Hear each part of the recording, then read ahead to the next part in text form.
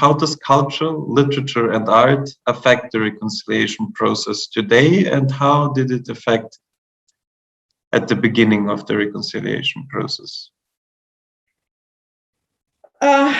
I mean, it's a big question, you know, and whatever I say, it will be extremely narrow and limited in its understanding and elaboration. But what I can say is that, of course, it is important because culture, with its all specific artistic expressions and forms, occupy, you know, public space, you know, and is an incredibly important part of our society.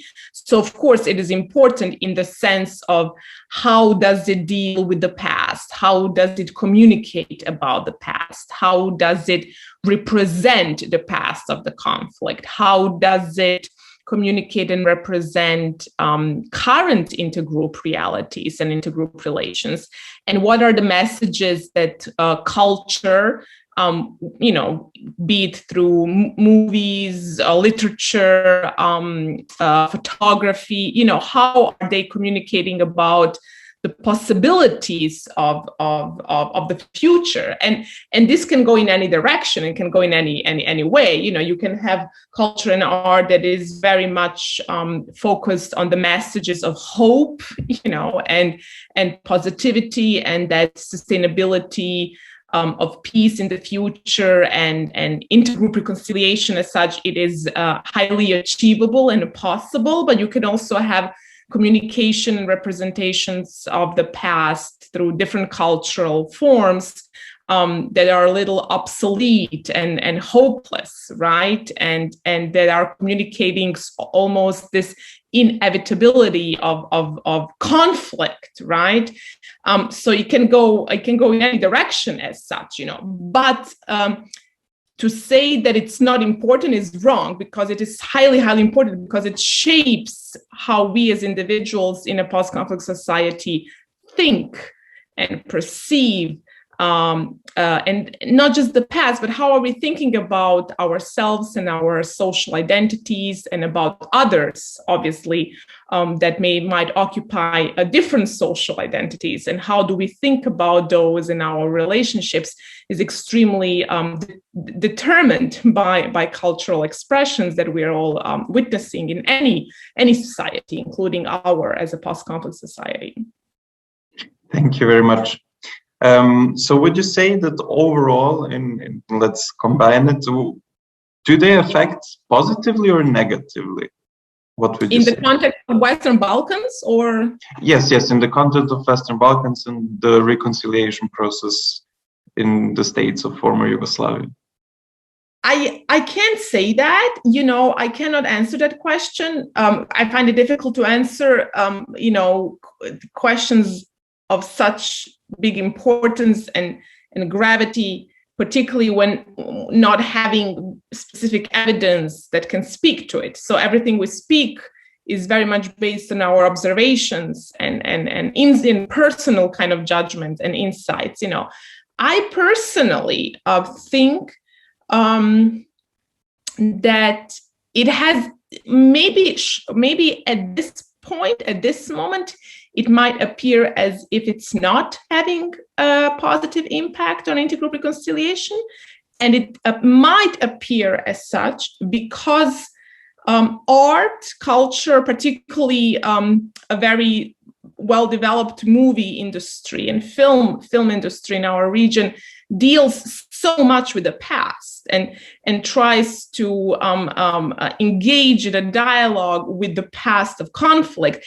And because of that, it might not be perceived as contributing to reconciliation, because when you open up a question of past, you automatically open up difficult questions. You open up questions of responsibility, you open questions of guilt, you open questions of all these difficult questions that people might want to avoid, right? So you could argue that culture and art, by bringing up these questions, is actually not contributing to reconciliation in the future. However, I would argue the opposite personally. I would argue that particularly in the long term, we have to also add a time a time perspective when we are thinking about these questions and about these processes, and adopting this long-term perspective, time perspective on these questions. I would argue that culture has actually, or will have, a positive effect and impact on intergroup reconciliation, precisely because it is opening up these difficult questions from the past, right? Because when we speak about reconciliation and the future and peace, it is wrong to assume that can be dealt with and established and moved forward without focusing on the past. So that is a very wrong assumption, which might work short term, but never long term. So overall, my view is more positive on the cultural contributions to these processes that we're discussing here. Thank you. How would you consider the role of the youth and the role of the young people in reconciliation in the Western Balkans, especially considering arts? So because arts influences all of the people in the Western Balkans, also in the world, but still in the Western Balkans, it seems to me that young people are affected also from Bosnian arts, from Serbian artists, from Croatian artists, wherever they come from. So how would you consider it? This question, I think, can be answered more generally, independent of the culture perspective, because youth is one of the main stakeholder of these processes, and youth are not only the focus and the target, but also the carriers, right, of these pro-social, positive intergroup reconciliation processes. So youth plays enormous role, right, or could play an enormous role in these processes that we're discussing here. The question is obviously how, right? How do we actually facilitate higher levels of youth engagement? Because you have, we just conducted a large-scale research together with UNDP and RICO in 6 Western Balkan countries, where we have looked at youth levels of civic and including cultural engagement or political engagement for that matter, and they're fairly low, right? So those averages, when you look at representative samples, right, they're actually very, very low. However, we have also surveyed and interviewed the same youth about their interest, right, in getting engaged, their interest in establishing dialogue and participating in a more meaningful way in their community, be it small communities or higher level communities. And their interest is enormously high. I think it was something about 65% or even more of all interviewed youth, and I think we have interviewed over 5,000 young people. They said they want to be engaged. They want to be a meaningful part of their community and their society, including art and culture and politics. And so what this shows is this discrepancy between the reality and the potential, right? When we're speaking about youth engagement, and this is very much supported and represented by our data. So now we have to think about ways of actually using this particular potential that youth obviously not only has, but has it also at the level of motivation and interest, in that sense. So yes, that's a big question, right? For the entire Western Balkans on how to move forward with that. How would you say, how do politics influence in the Western Balkans cultural literature and art nowadays? Well, as anything, unfortunately, the political leadership in the Western Balkans is very antagonistic to processes related to reconciliation. So the political leadership with few exceptions. But if we're talking generally, and not just currently, but also in the last 2 decades, the political leadership has not been obviously conducive to any process that might be leading our societies towards reconciliation. And when we speak about art and culture, and when we speak specifically about Bosnia, but not just about Bosnia, we can speak about other countries as well in the Western Balkans. You can see what art projects have received support, right? Financial support. What art projects haven't received any support. Those that have received support, what kind of cultural projects? What were the messages of those cultural projects? Were the messages and the intentions related to increasing cohesion in society, or were they more related to segregation and almost this maintaining this separate, right, identities, by sort of preserving their own cultural heritage? So you can see that most cultural projects that have received systematic and institutional support have really not been about finding commonalities or communicating the commonalities that different groups in Western Balkans do indeed have, but we're rather focused on sort of maintaining and accentuating the distinctions, right, that also social groups, in this case ethno-national groups, do have indeed, right? But it's always a choice. What is it that we're going to focus on? It's not about what's true or what's false. Existence of commonalities and existence of differences are both true. So it's not that one is more true than the other. It's really about what do we decide to accentuate, and what is the message that we want to develop further and then represent through art, represent through culture in our society, and consequently then influence the people and the society, individuals in that share that space, right? So politics and political leadership is the stakeholders that simply are, it's not in their interest, to move us forward in this direction. You mentioned financial support for cultural or arts projects which don't get it from the politics or the leaders from the Western Balkans, whoever decides the government. There are several projects who don't get the funds and the necessary financial meanings, but still maybe the EU can step up there. What do you think about that? How is the role of the EU to support those cultural or artistic projects which would more support reconciliation? I agree that I agree, and I think EU does it, but it is I just cannot speak about the efficiency of it, right?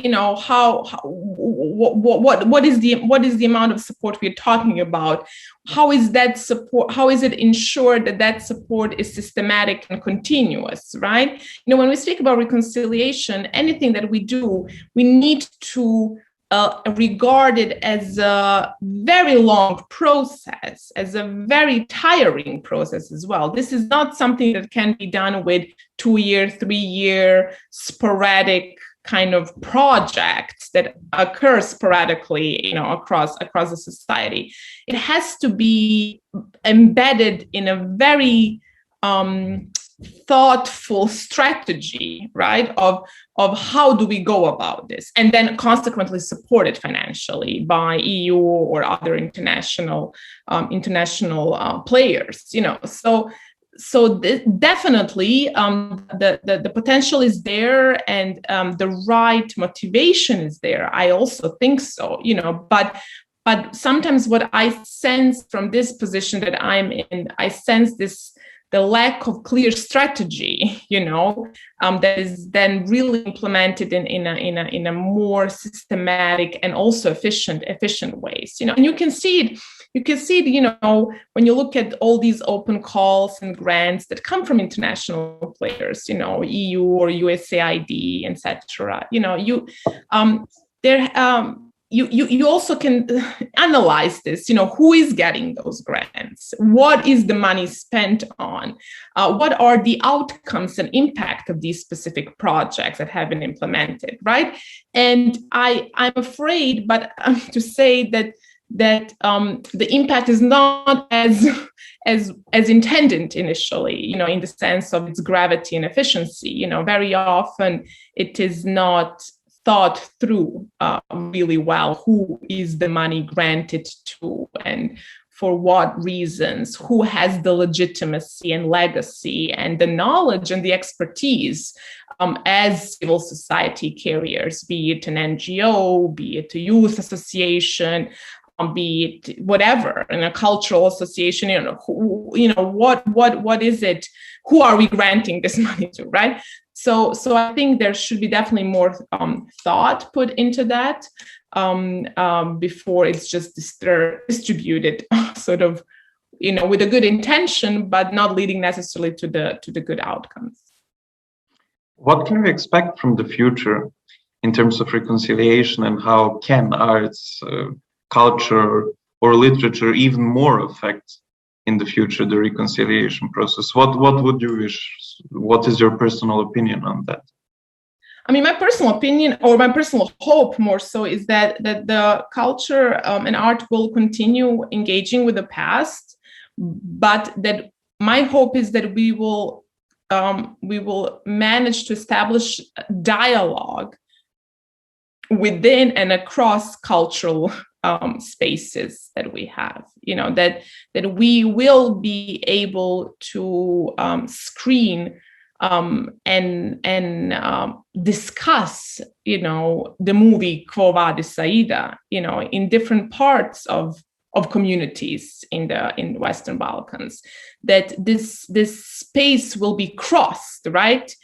This is a very it's a big challenge, right? Creating these common spaces where we are all able to come with our own positions and our own ideas about the past and about the future as well, and about who we are and about who they are, you know, that I'm hoping that we will be able to create these spaces sooner than later, where we will be able to discuss them in a very respectful manner. And I think culture and art has a great potential there, because they don't come with this initial threat, right? That sometimes politics can come with, you know.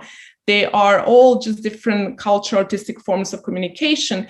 And this absence of threat and absence of judgment that culture and art inherently carries with it is a potential for creating these common spaces between different communities in any post-conflict society, and as such has a great potential to bring us together, you know, before then other players and stakeholders come into that space as well. So that's my hope, you know, that's where we are going to move forward. Last but not least, would you say that the people overcome the past and the politicians in the Western Balkans? And if not, do you think that we will be able to overcome the past in the near future, let's say? In the near future, no. But, you know, in the long future, I guess, you know, I would say yes, you know, but then what is near, what's long future? Where do you draw that line, you know? But definitely in our lifetime, or the answer is no, you know, because we are so determined by the past, not just us as individuals, but, you know, every sphere of our society is so determined by our pasts, and we have several pasts, you know, not just one past, you know, that is almost impossible not to remain affected by it. But when I say this, I don't mean this that it has to be necessarily bad. I don't mean that this has to be something that prevents us from moving forward. You know, I think what we need to do is find ways to continue moving forward while at the same time coming to terms with something that obviously determines us, right? So yes, we will remain affected by it, but it doesn't have to be necessarily, you know, a detrimental outcome just because we are affected by it.